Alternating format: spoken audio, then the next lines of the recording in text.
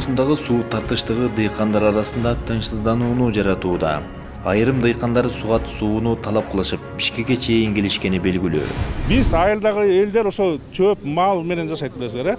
Биринчи покос чабылды, экинчи покос сугара элекпиз. Сугара элек эмес, очередибиз дагы 20 күндөн кийин жетет биздикичи. 20 күндөн ал беден сугарып келип.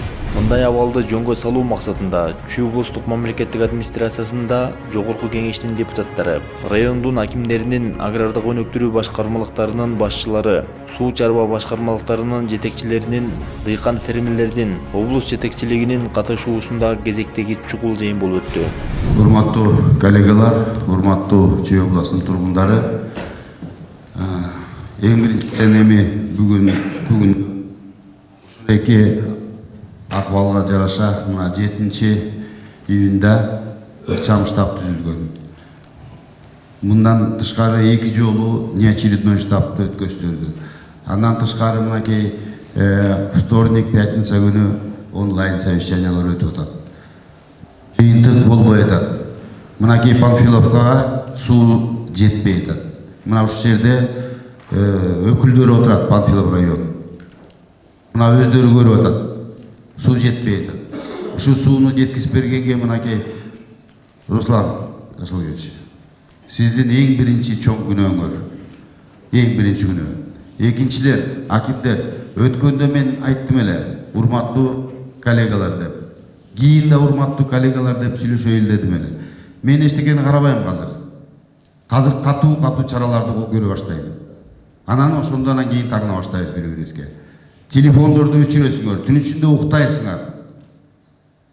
Уйкуңар жакшы болуп атса, мен качабы менин телефонумду алып койсоңор болобу? Казыр фамилияңарды атабай эле коеюн. 2-3-4 звонить этем. Түнүңөр бейпил болсун деп айтып коеюн деп. Зам акимдер баарыңар айтпадым эле, полностью акимият иштеш керек. Суу чарбанын адистери менен жана милициялар менен деп. Сапар тилек. Эмне себептен жардам бербей атасыңар? Сууну бөлүп бугуп атышат. Мына мурекеле Московскийден ача албай койдук го. Ой, жаба албай койдук го. Мурда күнү. Жаба албай койдук, мына түн ичинде мен жүрдүм. Астына таш коюптур. Жабылбайт. Адилеттүүлүк болобу бизде же болбойбу? Водооборот менен. Мына азыр биздин урматтуу Садыр Нуркожоевич менен да Улукбек Асабинович менен да экөө менен тең азыр сүйлөштүм.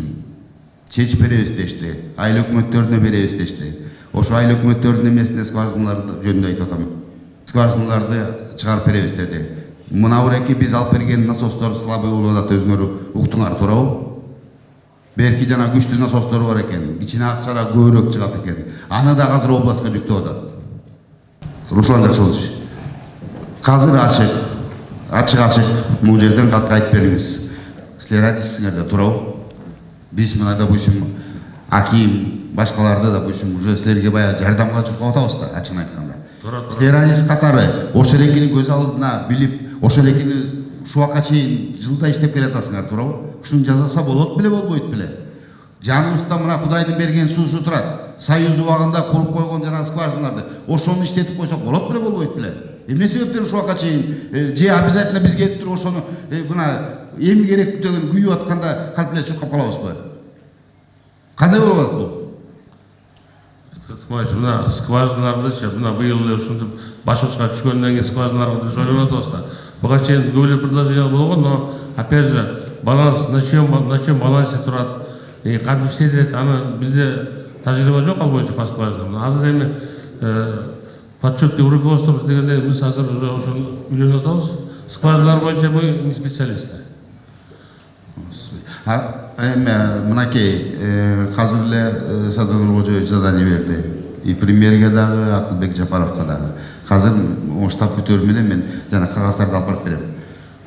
Фонд развитиядан акча чыгарып берейин деп атабыз. Айыл өкмөтүнө бюрократияны токтотуп, биринчи сууну берип коеюнчу. Анан калган кагаздарыбызды жасап алайлы. Ошону кылсак болобу? Ошо адис катары силер бизге мүмкүнчүлүк беришиңер керек да, туурабы? Же жолду көргөзүп беришиңер керек. Жер тигиси жок, же мунусу жок, эл кыйналып атат. Булар кредитке алган үрөндө. Булар айдап, сээп, эми мынакей алабыз дегенде суун жетишпей албай атсак, уят эле да бизге. Жыйынтыгында сугат сууну ар бир районго күчөтүлгөн тартипте лимитти туура бөлүштүрүү талабы коюлду. Чүй облусунун жетекчиси Эркин Тентешев жума сайын чукул жыйын өтүп, күчөтүлгөн тартипте иш алып барууда. Бүгүнкү Чүй облустук ыкчам штаб сугат маселеси боюнча ыкчам штабтын чечимине айтып кетсем, бүгүн биз эртеңден баштап Батыс Чоңчуй каналы боюнча 5 районго лимиттерди коюп атабыз. Ошо лимиттерди ар бир район милдеттүү аткарууга милдеттүү болот. Ошонун негизинен акыркы биздин район Спанов районуна суу көлөмүнө жеткендей бүт шарттар бар түзүлөт. Болгон лимит негизинде ошо акыркы районго сууну айдап барабыз. Лимит ал кандай коюлат ал? Бул лимит дегенде бул лимит бул өзүнүн ар бир райондун жердин шартына жараша, жердин аянтына жараша сугат, аянтына жараша анан өсүмдүктөрүн канча өсүмдүктөр эгилген. Бүгүнкү күндө уже кылгандуудан эгинде сугарылбайт. Бул баягы техникалык культуралар, техникалык өсүмдүктөр, анан кийин жер жемиштер. Ошондо Көп жылдык чөптөр бар да. Мисалы Панфилов районуна канча куб суу барышы мүмкүн эгер? Ошо өзгө арсызга мен коюп атабыз, максат 2 куб сууну айдап барганга аракет кылабыз. Себилген жана жердин аянты боюнча жана себилген культураларга жараша лимиттер коюлуп атат. Жердин аянтына жараша болуп атат көбүнчө бүгүн. Анан кийин ичара бөлүштүргөндө себилген культураларга карата бул райондар бөлүштүрүп атат. Ал эми мына ички иштер башкармалыгы, жергиликтүү бийлик, суу чарба кызматкерлеринин биргеликте муну күнү түнү карап берип, ушул бир райондан бир районго лимитти коюлган лимитти так аткаруу боюнча бүгүнкү чечим кабыл алынды.